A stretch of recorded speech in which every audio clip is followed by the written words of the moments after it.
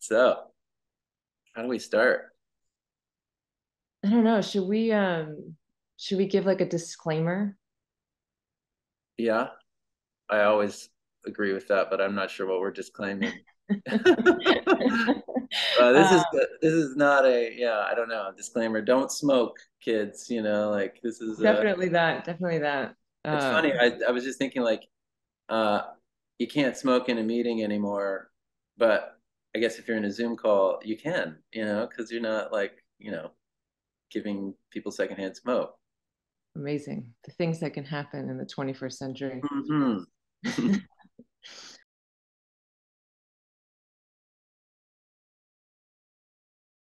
Why are there so many cigarettes in your photographs? Oh gosh, that's a good question. Um, the first thing that I think of is that Bowie song on Ziggy Stardust album, um, "Time Takes a Cigarette," uh, and I don't know if that's the reason why, but I guess there is something about time in a cigarette. It's like the leftover butt is like, well, that's 5 minutes. Like. This is the Uh, problem. This is the problem with vaping, was that there's no yeah, time measurement with it. it's the cloud. It's just like Completely there's no confusing. time. No, the disclaimer was going to be to go through our history of working together, just so people Oh know yeah, what they're yeah, stepping into. yeah. I think that's a good idea. Yeah, you want to start off and Yeah, I could do that. The first thing we did was bad flowers for Spike. I saw on Roe's Instagram these pictures of flowers that you were taking during the pandemic. yeah, yeah. And that first spring and summer of 2020, yeah, it was like 2020. um, yeah, those were you know the bad flower, uh, but also looking at trying to do something to have a structure or a place to something to return um, to not go crazy, but also to like um, perhaps it's like that stock photography thing again, where it's like there's the like everyone's taking pictures of these beautiful Flowers. flowers, and then it was like, wow, these are really kind of fucked up looking flowers. Like, But they're the ones that they come out too early, right? And then it snows and something yeah, happens to and them. then they're just, yeah, broken. They're broken. No, I mean, they really spoke to me in that moment. I don't know, just the sort of fragility that we were all feeling. So I Yeah. reached out to Roe, and then we ended up doing something. I ended up writing something. I was sort of fascinated at that moment by psychoanalysis going back to the Ice Age, saying that, this was the first time that man experienced a catastrophe and became anxious and developed neurotic symptoms. So there's also something about the kind of permafrost flowers Hmm. in his pictures. So we did that. And then you have this giant book that I did the essay for, American Polychronic. So this is your mid-career, what? Mid-career Yeah, everything. I suppose. I mean, it was just to like backtrack in I think what my original question was, and it was a little for me, it was like since we had this already had this equity with the bad flowers thing and a couple of other conversations, it was like a parlor game in a way of like, so diagnose my book, like what is what is the condition of this sequence or something. And I think that it was a little, I felt a little bit like, is this appropriate to ask for this from, an esteemed, uh, you know, psychoanalyst? Like, Uh, so it felt a little bit like there was something social at stake for both of us in that thing, and that seemed like the right call. You know what I mean? To have something kind of like at stake, you know, here, and not just like another sort of explanation of photography history, or you know, like these kinds of things, and also something that I really wanted to know. um, and you know, too, I think that there was, for me, there was a that interest in, you know, I've been talking about the fugue almost since, like, you know, I'd say like 99 is like when that started, that word started to um, make sense to me as like, yes, what this is a model for me to sort of like refer to when I'm making, you know, putting this work together. So So just for the listeners that we're going to pretend don't exist, the book is structured like a fugue, a musical fugue, insofar as your work from 99 to 22 kind of it travels forwards and backwards with the right, right. commercial and the art photography kind of interlacing that way. Yeah, overlapping and creating harmonies and disharmonies, and you know, the simplest way to think about it is how Bach plays two keyboards at the same time uh, in those fugue. Yeah, and like, I mean, it's so brilliant how, you know, they're. I think that he used them as a sort of like teaching device and practice, and there was something in that too that was like uh, scratched an itch for me of like, you know, how do I, you know, illustrate this thing, or how do I, you know, how do I make this like not simply random, you know, or you know, like, because I know that it can't be, but there also needs to be some kind of explanation, you know, like it can't just be, it's not random, it's intentional, but it's not intentional, it's, you know, unconscious, or you know, there's things operating here that I wouldn't know consciously. And so I think that that fugue both as the musical definition and as the um, psychological, or what's the word, psychogenic, is that what Mm-hmm. Mm-hmm. definition, made sense to me. And the word came through Walker Percy's book The Last Gentleman, which I was reading at that time, and it was you know, the story of like a southern guy who moves to New York and like is going into these fugue states and sort of like coming out of his amnesia in a Civil War battlefield in Virginia. Mm-hmm. And that really spoke to me at the time too, because I was like, some good friends of mine from Atlanta had moved to Lexington, Virginia, and so I would drive down and visit them in Lexington when I felt like super, you know, like homesick or something. And you know, so there you go, you know, and it's like Lexington is where Washington and Lee University is, you know what I mean? It's like, it is like it's where Stonewall Jackson got his name, you know what I mean? It's like Civil War, uh, you know, the location of the beginning of the Civil War, you know. So it was really like, it felt really like meant to be, or poignant, that like here I am like looking for an explanation, and it's like right there in this book, you know. No, I mean that gave me a lot to start with in terms of the essay, because it's such an important term in psychoanalysis, the fugue. Uh-huh. And also it was called psychogenic fugue and hysterical fugue, but it was about men more than it was women. I mean, the women obviously had all of these amnesia fits, the sort of classical hysterics, but the male fuguers were shell-shocked men who didn't participate in life. They were, you know, they were seen as fragile and maybe artists. I can relate to that. Oh man.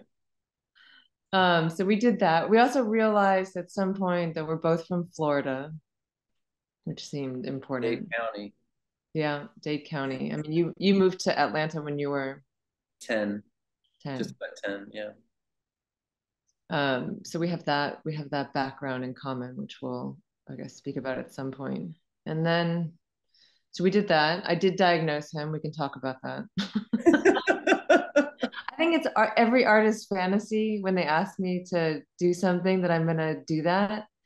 And you're the only one that I've done it for. So That's amazing. Oh my God. Thank you. they're like, Thank can you look at all my work and diagnose me? And I'm like, no. you.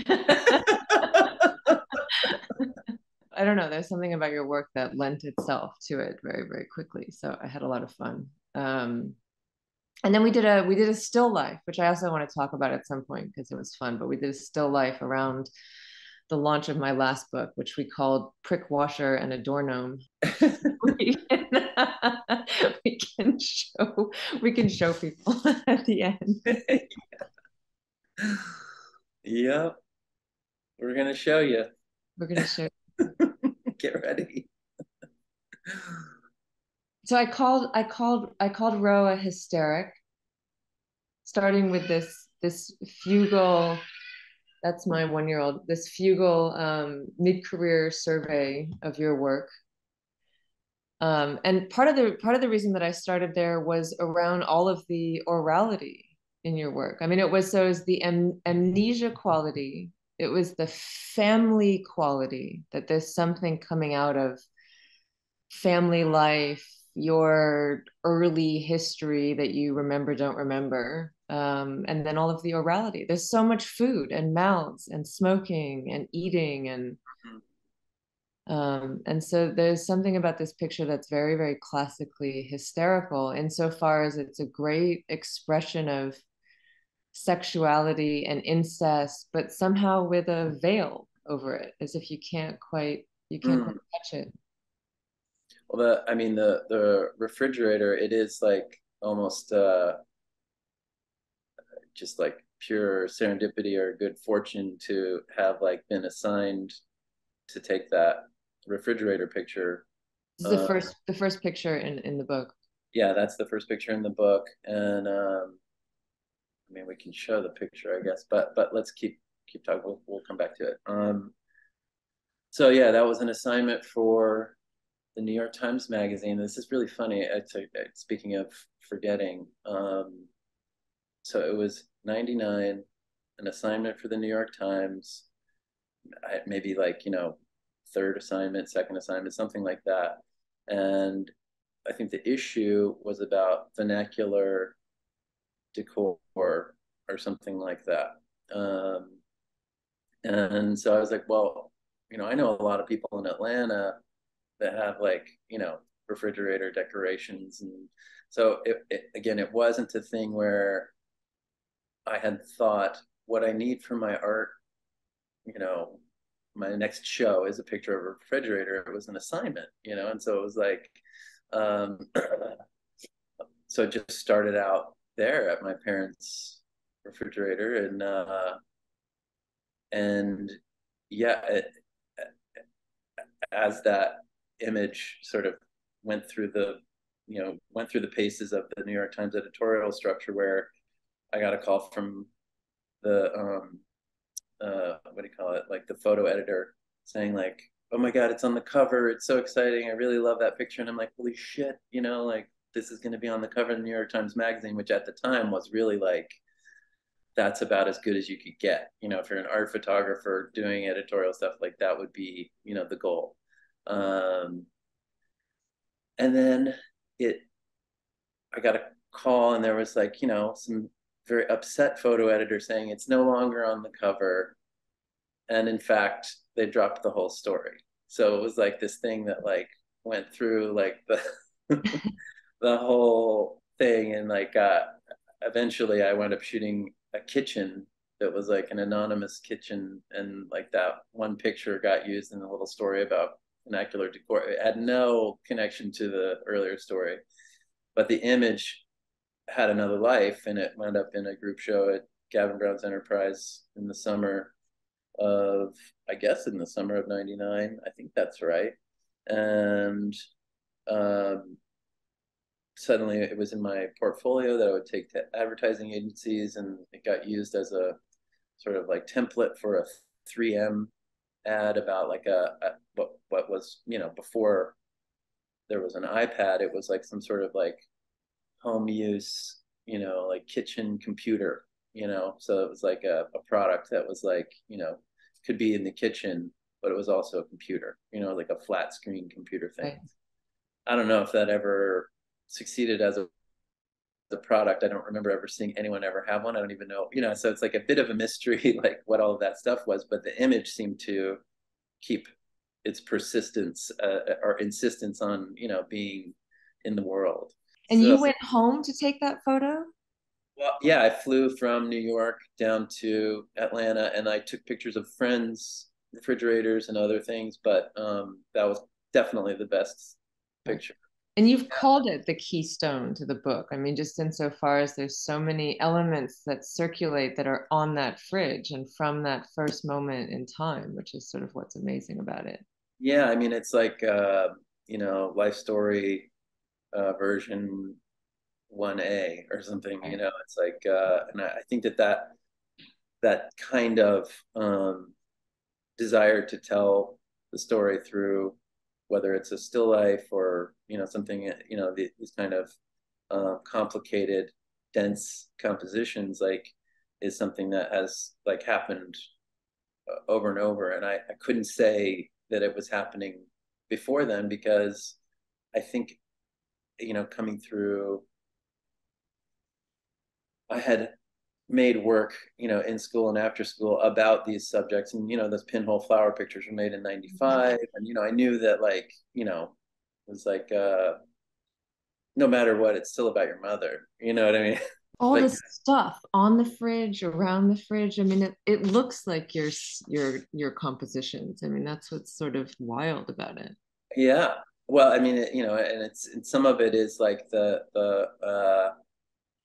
technical, like, the large format camera that I was using at that time forced certain things, or could do certain things. Like it's a flat plane, so it can articulate straight lines. Like, like you think about like Walker Evans, you know, taking pictures in, the American landscape, and it's like the buildings are almost always, at right angle. It's like it depicts right angles very well. Whereas you think about like you know, the 35 millimeter camera is more like a fisheye where things will be curved and you Mhm. can't really articulate straight lines. So it's like, but it's for moving quick, shooting from the hip and doing that kind of stuff. So that large format camera really determined to some degree how, it was something that I wanted to do. I liked that those flat planes um, to layer, and like that was something that you could do with a 4x5. And also, when you have the like dark cloth over your head and you're underneath there and you're looking, it's very slow and has to be very deliberate. It's on a tripod and, it's like the setup takes a while and you might only get one frame. And in this case, we had my dog, Lucky, running through the picture and there's just one frame and that's the one, so it had a lot of that stuff, it's like where the technical limitations or, aspects of it were folding into something that was like, yes, this is what, this is my voice or how I, formally do stuff. But yeah, it does almost have like what if I could direct a set person to do it, and I guess that makes sense. Like that's what I know, like that's where I'm from, like I Right. know every, you know, weird centimeter of that refrigerator in a way, I mean, so if you take a little weird trip with me, my colleague Alyssa Martyr, she's a French and literature professor at Emory in Atlanta, Okay. actually.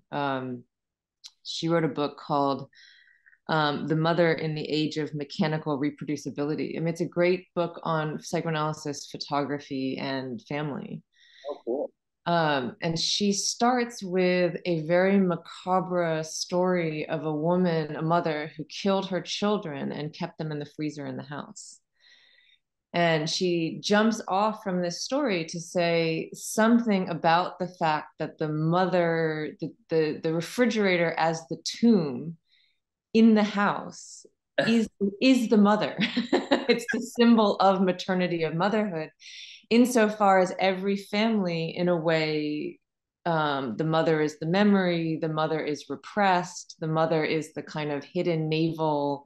It's the thing that we, want to put on ice. So she begins her whole story Mm. uh, around the question of the Frigidaire, which I think is kind of amazing. And I realized, thinking about this just to talk today, that also the one time that a camera appears in the Freudian oeuvre is in this 1924 paper, A Case of Homosexuality, a case of paranoia in a homosexual woman running counter to the disease. And in this story, a paranoid woman comes to see him, and she believes that she goes and sees this lover, and she believes that he's taking pictures of them in their tryst that he's going to use to blackmail her. And her proof for this is that she hears the clicking of the camera. And then she sees two men in the stairwell as she leaves, and she like gets the idea. And so Freud, like a detective, starts to put the whole story together. And part of what he ends up saying is that the camera is there in her paranoia as the fixation on the mother, the kind of the camera like taking of the image, the fixing of the image, her stuckness with respect to the image of her, whatever, her relationship to her mother. And the reason that it's running counter to the theory of paranoia is that he always thought that paranoia was about the father, but it turns out that he was wrong. So I thought it was kind of amazing that the cameras and Frigidaires and the mother are sort of at the center of psychoanalysis. And here you are with your Frigidaire picture. Yeah. I mean, I suppose like, being, coming up through adolescence in the 80s and then being in school in the 90s and like having whatever it is, a sort of like almost like tsunami of theory overtaking the sort of like, like there was color theory, but it wasn't theory, and so like in that transition between, where things became conceptual, and that was like the goal was to be, well, you had a choice, I guess, in school. You could be like an artist, you could be a conceptual artist, or Right. like Right. to be conceptual, you needed to know something about theory. And if we're talking about theory, then psychoanalysis was part of that. It was like that came with it in a way. And so I think in some ways it was there's that osmosis thing, or like you're soaking in it. You know what I mean? You don't even realize that you are. Um, and I forget why I'm saying this. So speaking of forgetting, I forgot why I'm on this tangent. Are you going to be a conceptual artist or an artist? Are Oh you going yeah, to like and theory, so, or are you going to have a theory about your work?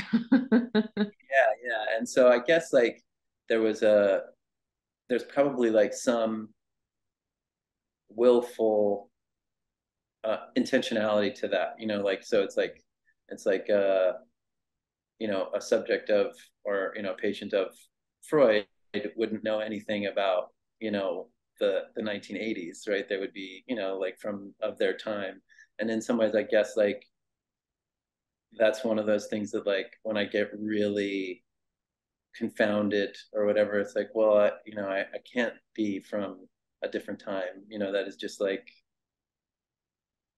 and just a mirror or symptom, or that so like I'm sure some of that is like by design, and some of it is just because you're soaking in it, and like that ambition to be an artist and be a conceptual artist and not just like a person who makes stuff that goes on the wall but has some other larger engagement. It's like was a rather ubiquitous part of art school, like that separation between, wow, he's really good at drawing, or like that person can't draw at all, so they're conceptual artists, like, Do you see yourself? You didn't see yourself as a conceptual I mean, artist, I think I wanted to be, and I right? think there was an attempt to, whether I knew it or not, it was like, what I thought you were supposed to do was have a thesis, and then you made the work. You know what I Right. mean? To illustrate that thesis. And I think that at some point I realized, I guess it was around that time, like 99, where I was like, I can't do this. I'm not smart enough and I'm not interested enough. I kept getting bored by the time I felt like I had illustrated the thesis, to the point where I was like, I hate this project, like I just fucking resent it or something, it's like, um, and I think too, at that time, um, like around that same time, I was starting to get more um, commercial jobs that were, again, it was like that thing where I wasn't the author of this idea. So how could that be conceptual? You know what I mean? It's like the person, the art director at Allure asking me to take a beauty picture when I had never done them before was like, it was like pure discovery, the whole thing. It was like, I don't know how to do this. So like, like I had I to, think this is your great hysterical neurotic strategy, because you in a way have assignments. You can pretend that it's not about you, and then it's ends up. so I am a conceptual artist.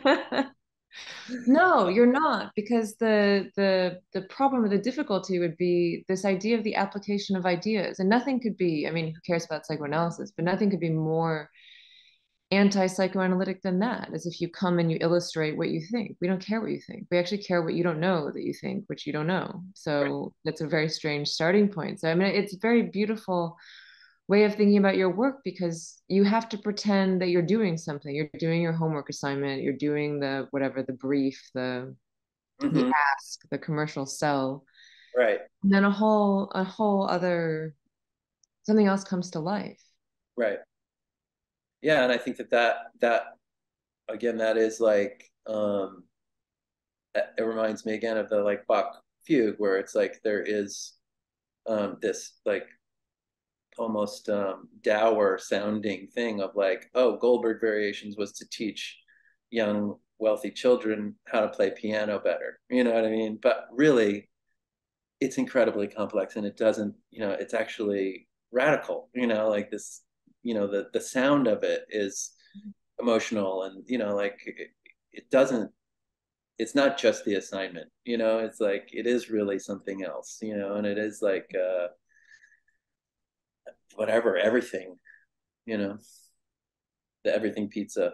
Like it's like, wow, this is um, not what I expected from this. And I suppose like, yeah, like in that Allure um, first assignment for Allure, where that picture of Catherine Neal, the one she's a little 3/4 and she's smiling, but she's got really chapped lips, and is the recognition that like my desire to um, to be charming to her uh, was on a loop with her desire to be recognized, as a model. And Mhm. suddenly it's like it has this like sort of libidinal circuit thing where we're like, it's not sexual, it's just like we both have these desires that are playing out, and like it's the only thing I have to do is like try to catch it, like with this exposure. And I think that was a big discovery, like you're saying, like where it's like this thing that could be a very technical kind of photography suddenly was like totally autobiographical, or about this moment. It's like the decisive moment was happening within this commercial assignment, and that decisive moment wasn't almost not even up to me. It was like a full-on collaboration, or Yeah. like a complicit engagement in something that was like a little bit risky, or something like that. Roe did some reading on hysteria to prepare. and discovered the whole theory about the womb wandering around a woman's body and making her sick or impassioned or and he said he liked that. And I said, yeah, that's what you are. You're the wandering, It was, you're the wandering womb.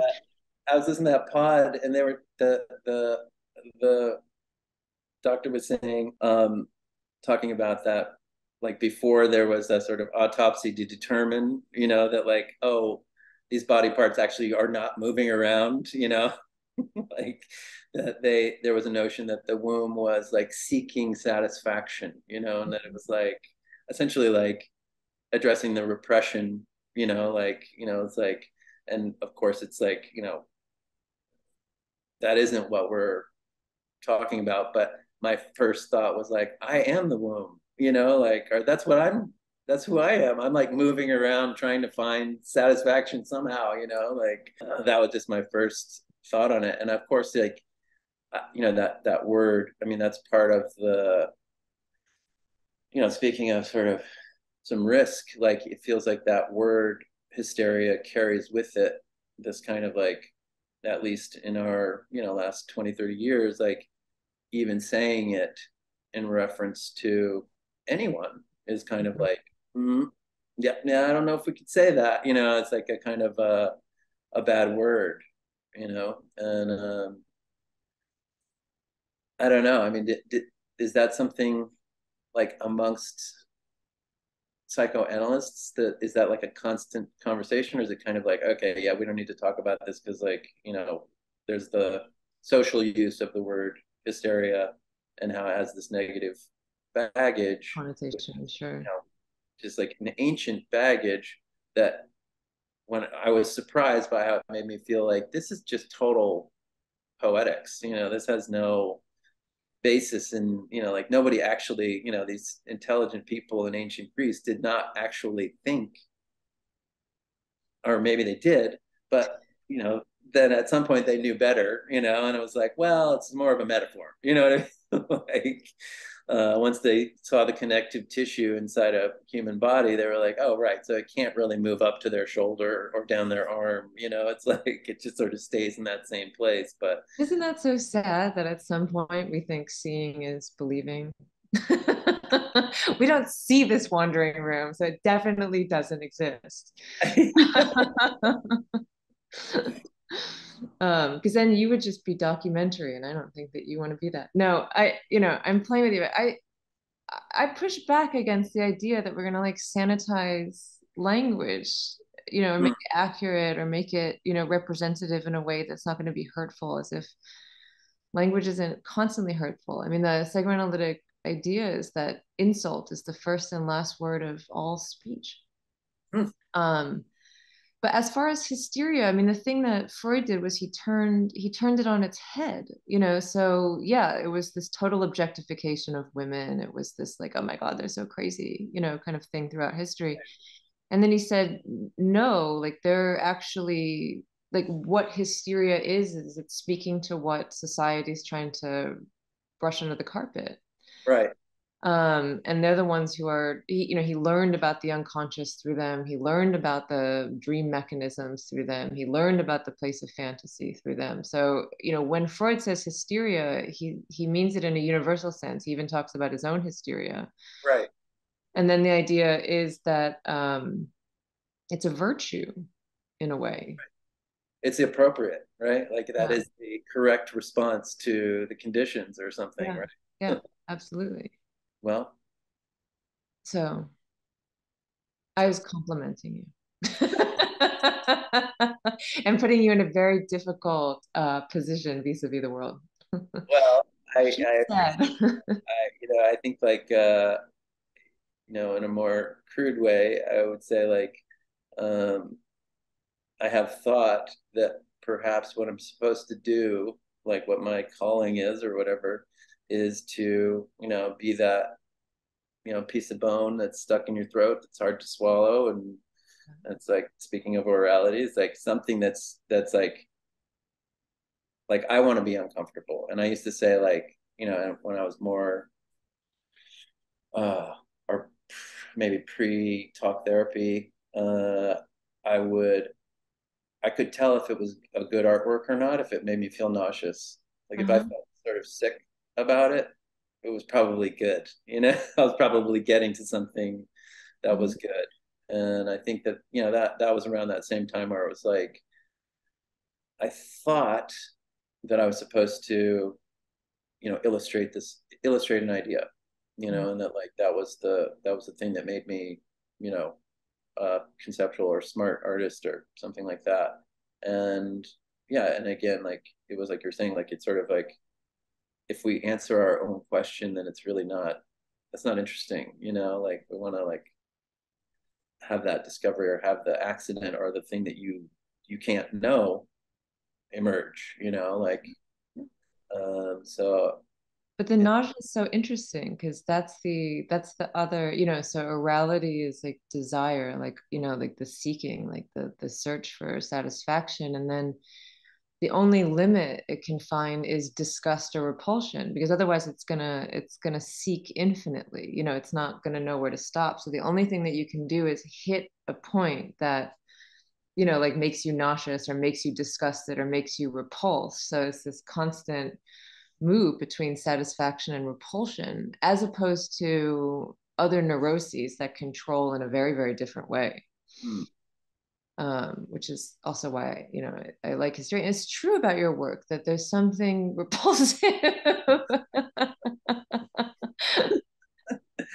Definitely. I mean, I think, yeah, and I think that well, it may also be, um, I you mean, know, you don't go full disgust. It's not like you don't tip the line. It's not like certain works that really want to actionist. disturb you. I mean, you hold the limit, which is what is interesting.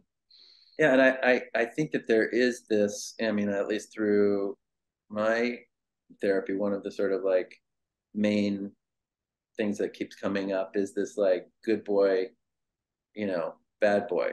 And it's like in my relationship with my mother, it's clear, maybe that's like going like looking back at that model portrait, having that circuit, and it was like both were necessary, like it would be boring for my mother to be like, confusing whose body is whose if I was just a good boy, like, and so we need the seasoning for this casserole, like, and so like being a fuck up or, crashing the car or, quitting football, like that was like a big rupture in our thing because it was like that was good boy and bad boy. It was like sacrifice your body. That's what the moms would yell from the stadium when during games. And I can remember being on the field and being like, is that about Jesus? Are they saying that to us? Like we need to sacrifice our bodies, like and having like during the game, being like, that's so crazy that they say that. And then like, smash into the next guy, like um, but yeah, anyway, This sorry. this is to the audience where Rose like very keyed into the maternal desire. Sacrifice your body, son. And so anyway, I don't know what was I forget. Oh, through therapy, that thing of like, being um the good boy and the bad boy, or like that it's like it's both. We need both. And I think that there's something about maybe like the way I'm looking through that lens of, center square middle classness, you know, Southern church football, all of those sort of hyper normal tropes or whatever. And like, you know, trying to come to terms with that stuff, not like a Viennese actionist, like, like shitting and cutting and bleeding everywhere, but also like kind of talking about shitting, cutting, and bleeding everywhere, It's like if you could have like a box of tissues, like how can you imply, whatever shit, blood, and all that through a box of tissues. And sometimes it's like it's just that thing where the lack of it Mhm. becomes the menace, Right. and like you feel that like because it's been sanitized or because it's been taken to that place that, well, there's like the missing thing is like almost the subject. I mean, that's how the dream logic works, because if it turns into, a Viennese actionist painting, then you're in a nightmare and you wake up and the dream is considered a failed dream. So the capacity for the dream to put all of that emotion, all of that terror, all of that despair into a form that holds the line and allows it to articulate itself without, becoming too much. Mm. But always on the verge of too much. There's no dream that doesn't, have this pressure behind it. Um, and Freud's genius was to say that that pressure wasn't just our fear; it was also our desire. I mean, it was also the animalistic nature that's pushing forward, and that we don't want to know about that.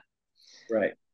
And it drives people crazy because they come and they're unhappy and life is hard and they're suffering, and we constantly want to emphasize excitement, sexuality, desire, and they're saying like, what are you talking about, like that there's no place for that in my life. But the point is that there is.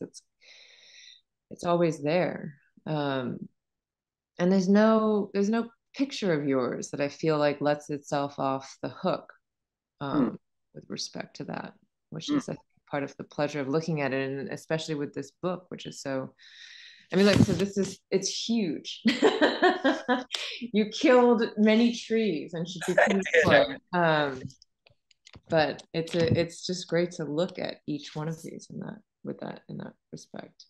Well, that's awesome. Thank you. There might have been a few duds earlier on. I mean, it was like 680 pages when I sent it Wow. to the editor, and he was like, "No, no, we're not doing that." Okay. I was like, "All right." So, but it's interesting too that I do think that the time that I was able to take with this, because of various external things, like, that there was a notion to do uh, a retrospective book, and the book itself, because there was no institution involved, it was just me and the publisher, Michael Mack. That kind of took some of the pressure off of it being like about the works that go on the wall, and Yeah. like within like an art institution, it's a little bit of a sticky wicket regarding all these pictures of the girls next door kind of stuff that didn't make it to the wall, or that aren't sort of gate kept or gatekeeper acknowledged. So that dirge of something is hard to pull off in the museum space, where it's like looking for the iconic examples of this is what this artist does or something like that. But in the book, you can have that long, like kind of like forever run on sentence that like, is like, and I think in your essay, like right at the beginning, I felt like you wrote a few sentences that were like setting us up, and Mhm. then you kind of drop into this like fugal almost space where I'm like, oh my God, like I felt that weightless, somewhat uncomfortable, lost feeling at a certain point right at the beginning of the essay. And like that, I don't know, that just like made me think like, yeah, this is like, that's what I'm talking about. You know what I mean? What about putting the word American in the title? It just sells a lot more books. Oh, I'm come on. No, I mean, I think that it was, it's a thing that like was not, again, it sort of made me nauseous, and I didn't want to use it. I had used it deliberately with an earlier body of work called American Spirit, Uh-huh. uh, and there More was cigarettes. what's that? Said more cigarettes. More cigarettes, but also like Spiritual America, Right. Right. the The Stieglitz. and the Richard Prince picture of whatever 9-year-old Brooke Shields, shot by Gary Gross. Um, so but I think once that word polychronic like became, it was like, well, that is that's really explaining what's happening here. But culturally speaking, like Americans are not polychronic. We go to work from 9 to 5. We have 2 weeks for Christmas and New Year's and 2 weeks in the summer. Things are very, we don't live near grandma or great grandma, we're all over the place, but we have this like, so like, I suppose that was a way of talking to, this like, I am like an American symptom, Christian Southern middle class, whatever. Uh, but also this other thing, which is like, and I actually think that like we all by choice or by force have this like polychronic life now, but it's not the same as what the study of cultural time is. It's more like we've just been forced into this position where we have to do multiple things. We keep in touch with family through the screen, and so it's like um our lens based polychronicness or something like that, like Also, something about the Rem Koolhaas Delirious New York, where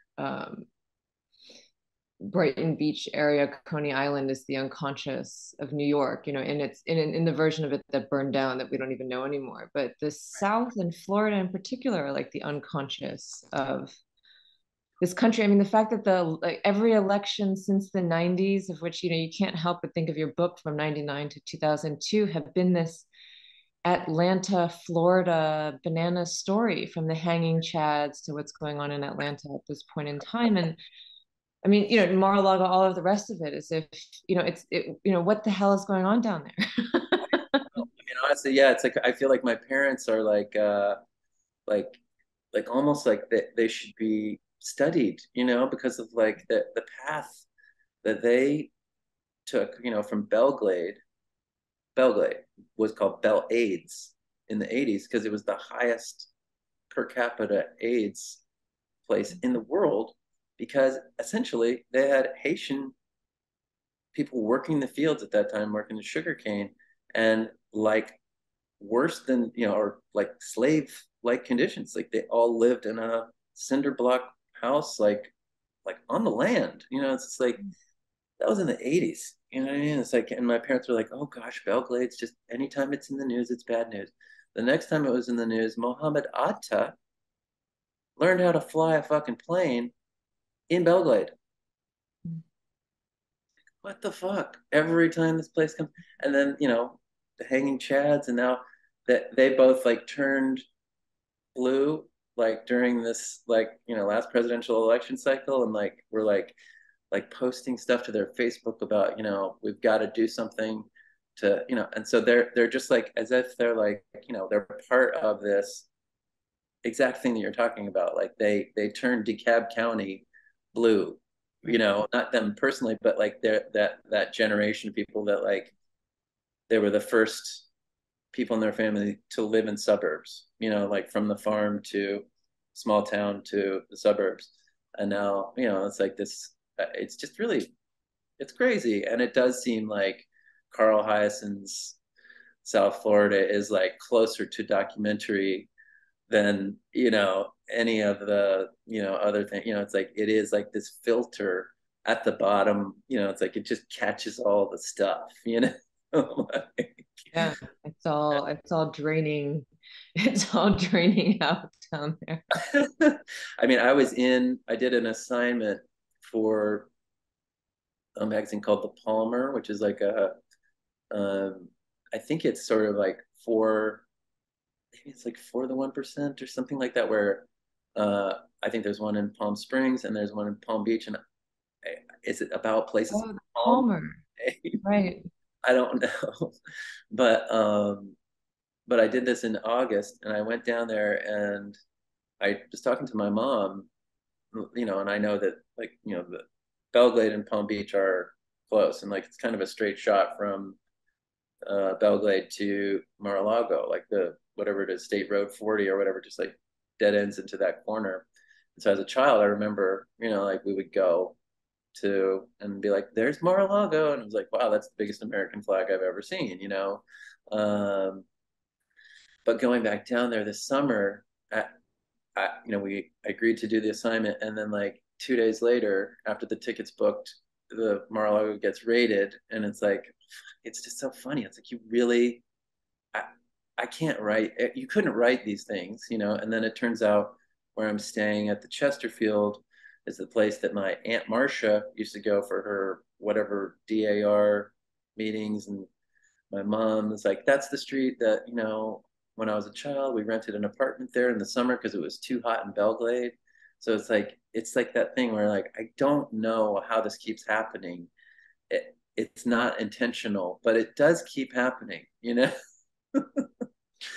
And I'm here for it. I'm happy about it, but it is strange that like that Florida Atlanta thing, like how did that become this American story, and I mean, there's tons of American stories for sure, and like Pacific Northwest has its sort of like libertarian crazies, and Florida has its whatever. It's Texas is a thing, New York is a thing, everything's a thing, but it does seem like you're saying, like where we are from seems to have this constant trouble.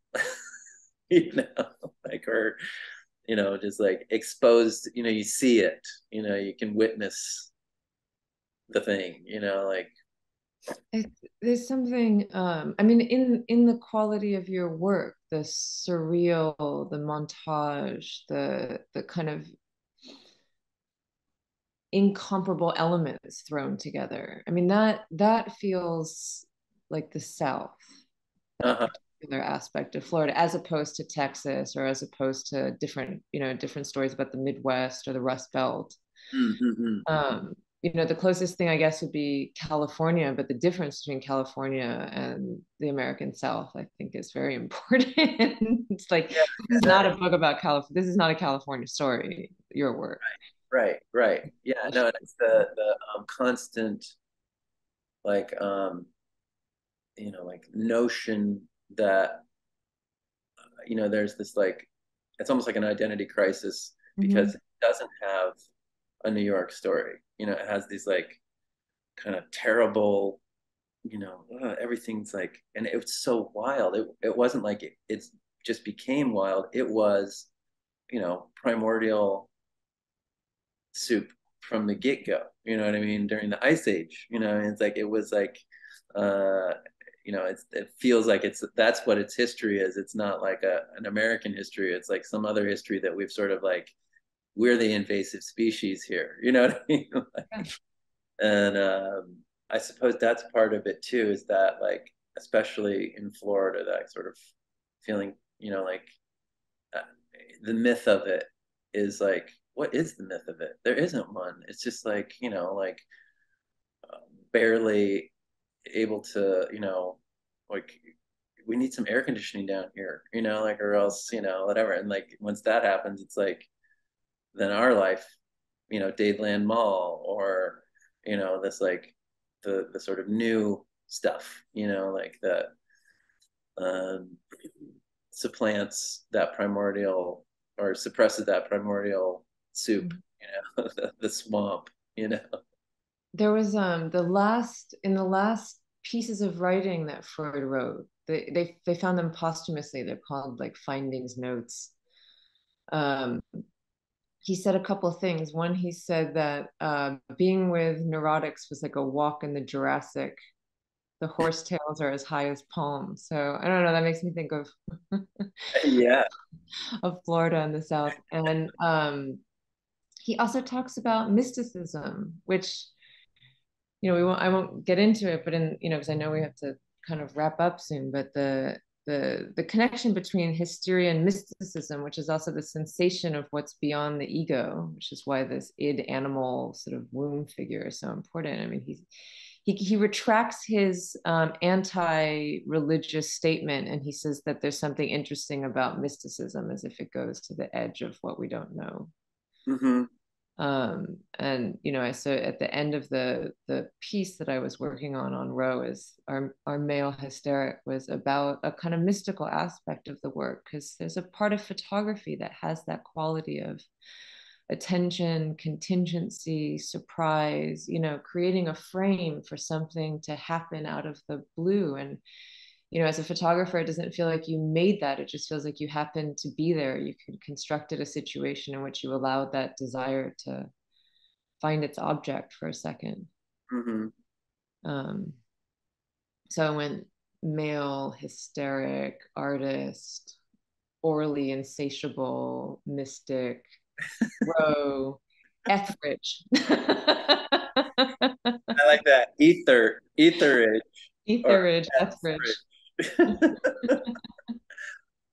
Oh, that's so good. Thank you so much. I don't know if Yeah, there's stuff that we should talk about, but I'm sure there is more stuff we could talk about. But has it been an hour? It's been an hour, hasn't it? it has been an hour. Wow. So like, it's like, when my therapist wants to let me know that the session is over, she'll like lean forward a little bit, and that's the way she lets me know. Like, okay, time's up. That's the very American way. In France, they go, bon. Is that right? Yeah, it's like, get the fuck out. Yeah. Yeah. Have a ham and cheese baguette. The like old fashioned Freudian way is it's time to stop. And then you awkwardly like get your I things and know. You shuffle know, out. I know it's time to stop, but I'll tell you, this is an interesting thing. Like, I used to bring a coffee in to therapy. And for a long time, I realized I Because you was, can't go without your oral objects. yeah, but I would leave the cup like beside the seat. And at some point, I realized, like, oh, fuck, I'm like tipping my hand somehow as if like I'm having that game with the therapist where I'm like not supposed to be saying everything, or like I'm making it obvious, and I wasn't sure what I was making obvious, but eventually I was like, I have to consciously remember to like pick up my cup and take it with me, because like I guess like I wasn't sure, is like, do I want her to not forget me, or what is that cup about? Like, am I just forgetful? Is that maybe all it is, or something? I don't know. So, One might say that you don't want her to be thirsty. mm. You're leaving her a drink.